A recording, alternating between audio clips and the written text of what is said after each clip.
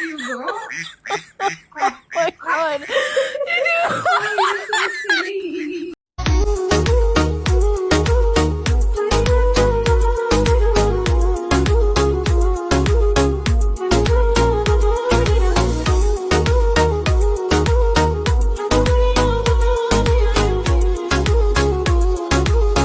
স্রোতের বিপরীতে চলা এক রাজনীতিবিদ রুমিন ফারহানা। বিএনপির রাজনীতি করেও রুমিন ফারহানা আওয়ামী লীগ নিষিদ্ধের বিরুদ্ধে বলেন, ধানমন্ডি ৩২-এ বঙ্গবন্ধুর বাড়ি ভাঙা তার কাছে বীভৎস রকমের মববাজি। রুমিন ফারহানা এমন একজন মানুষ যিনি আওয়ামী লীগের সময় বহু প্রতিকূলতার মধ্যে ছিলেন, এমনকি তার নিজের বাড়িও ভাঙচুর হয়েছিল। তবে সময়ের পরিবর্তন আর ক্ষমতার পালাবদলে তিনি সেই প্রতিহিংসায় যুক্ত হননি, নিজের চিন্তা ভাবনায় অটুট থেকেছেন। স্পষ্ট ভাষায় কথা বলায় অনেকে রুমিন ফারহানার সমালোচনাও করেন, কিন্তু তিনি নিজের জায়গা থেকে সরে আসেননি। তার কাছে যেটা ভুল সেটাকে ভুল বলতে দ্বিধা করেননি। রুমিন ফারহানা একাধারে রাজনীতিবিদ, আইনজীবী ও সাবেক সাংসদ। তিনি বাংলাদেশ সুপ্রিম কোর্টের হাইকোর্ট বিভাগের নিবন্ধিত আইনজীবী ও ঢাকা আইনজীবী সমিতির একজন সদস্য।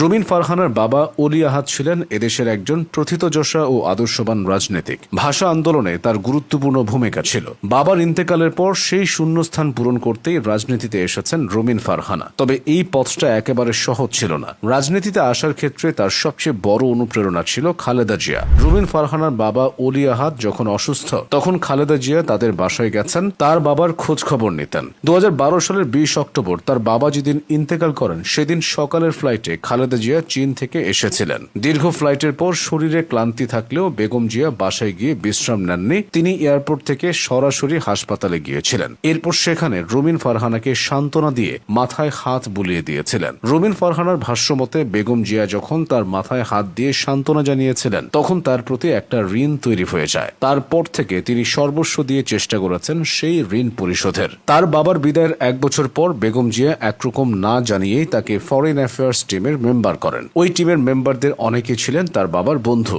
এর মধ্যে ওসমান ফারুক, শমসের মুবিন চৌধুরী, রিয়াজ রহমান ও সাবিউদ্দিন আহমেদরা অন্যতম। সিনিয়র এই নেতাদের সান্নিধ্যে এসে রুমিন ফারহানা ধীরে ধীরে পরিপক্ক হতে থাকেন। ২০১৩-১৪ সালের কথা। তখন দেশের রাজনৈতিক পরিস্থিতি উত্তাল। বিএনপির উপর দিয়ে বয়ে যাচ্ছিল ঝড়ঝাপটা। সামনের সারির অনেক নেতাও তখন বিএনপির হয়ে সরব ভূমিকা রাখতে পারছিলেন না। ওই দুঃসময়ে রুমিন ফারহানা প্রত্যেক রাতে ২-৩টা চ্যানেলে টকশো করতেন। রাজনৈতিক অঙ্গনে ততটা পরিচিত হয়ে না উঠলেও তিনি চ্যানেল থেকে চ্যানেলে ঘুরে ঘুরে বিএনপির কথা বলতেন। দলের প্রতি এই নিবেদনের কারণে পরবর্তীতে তিনি আরও ভালোভাবে মূল্যায়িত হন। একাদশ জাতীয় সংসদ নির্বাচনে সংরক্ষিত নারী আসনে বিএনপি থেকে তাকে মনোনয়ন দেওয়া হয়। এরপর তিনি বিনা প্রতিদ্বন্দ্বিতায় প্রথমবারের মতো সাংসদ নির্বাচিত হন। একাদশ জাতীয় নির্বাচনে বিএনপির একমাত্র নারী সদস্য হিসেবে সংসদে প্রতিনিধিত্ব করেছেন রুমিন ফারহানা। সংসদে দাঁড়িয়েই তিনি আওয়ামী লীগের পাতানো ভোটের বিরুদ্ধে আওয়াজ তুলেছিলেন, যা ব্যাপক আলোচিত হয়েছিল সে সময়। তবে দলের প্রয়োজনে তিনি সংসদ থেকে সরে আসতেও পিছপা হননি। ২০২২ সালের ১০ই ডিসেম্বর ঢাকার গোলাপবাগে আয়োজিত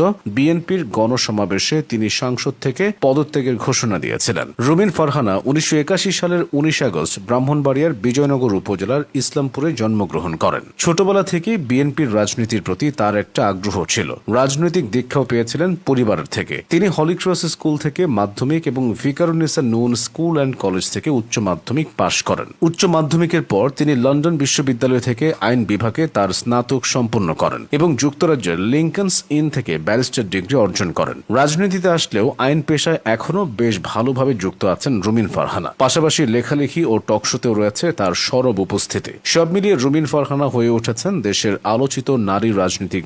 যাদেরকে সাদ্দামের মতো কর্মীরা নেতা বানিয়েছে, তারা কিন্তু সাদ্দামের পরিবারের খবর নেয় নাই। সাদ্দাম হয়তো ছাত্রলীগ করত, কিন্তু ছাত্র দলেও তো এমন কর্মী ছিল ১৫ বছর। যেই নেতা কর্মীর পরিবারের খবর রাখে না, যেই নেতাকে নেতা বানাইতে গিয়ে কর্মীর দিন শেষে কারাগারে জায়গা হয়, যেই নেতাকে নেতা বানাইতে গিয়ে কর্মীর স্ত্রী সন্তানকে বিষ খেয়ে মরতে হয়, আপনারা কি সেই রকম নেতা চান? গত ১৫ বছর কুতুব, বড় বড় কুতুব বিএনপির মোবাইল টেলিফোন বন্ধ, নম্বর বিদেশি, কর্মীরা সেই নম্বর জানে না। ঠিক কি ঠিক না? কাকে পাইছিলেন তখন?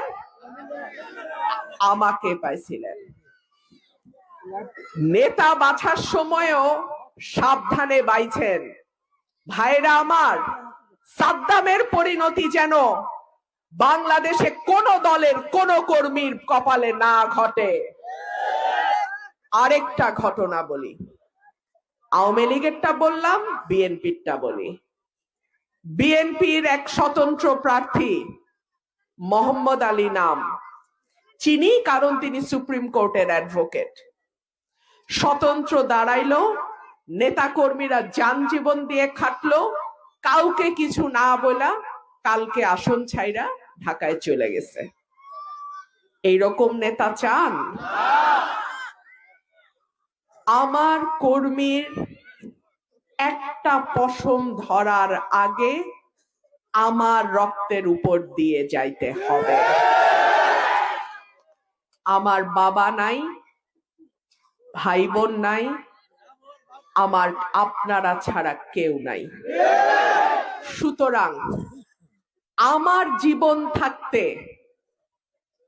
আমি সরকারি দল যাই আর বিরোধী দলে যাই আর স্বতন্ত্র থাকি, আমার কর্মীর একটা পশমে কেউ হাত দিতে পারবে না। 11 তারিখ বিকাল থেকে 12 তারিখ রাত পর্যন্ত প্রত্যেকে যার যার সেন্টারের পাহারায় থাকবেন। খেলোয়াড় যখন দেখে গোল করতে পারছে না, গোল হয় না, কি করে? ফাউল করে। 12ই ফেব্রুয়ারি যদি কেউ ফাউল করতে চায়, উচিত জবাবটা দিয়ে দিয়েন।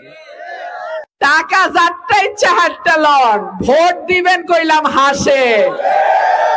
অনেকেই শোনা যাচ্ছে টাকা নিয়ে ঘোরাঘুরি করতেছে।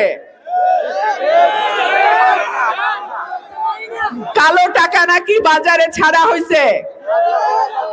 সত্য মিথ্যা জানি না, তবে এইটুক বলি, টাকা দিতে আসলে টাকাটা লয়ে লইবেন, টাকা ফেরত দেওয়ার কাম নাই। এদের অবৈধ টাকা এরা অবৈধভাবে দিবে, আবার যদি এমপি হইতে পারে আপনাদের কাছ থেকে 100 গুণ উঠায় নিবে। তবে টাকা লইবেন ঠিকই, ভোটটা দিবেন নিজের মাইয়ারে। টাকা যারটা ইচ্ছা হাতটা লন, ভোট দিবেন কইলাম হাসে। কি ঠিক আছে নি? একটা কথা মনে রাখেন ভাইরা আমার, আজকে যে অবৈধ 500 টাকা দিবে, সে কালকে আপনার বরাদ্দের 50 লাখ টাকা পকেটে ভরবে। অবৈধ টাকা না থাকলে অবৈধ টাকা দেয়া যায় না। আর অবৈধ টাকার উৎস হচ্ছে জনগণের হকের টাকা মাইরা নেয়া।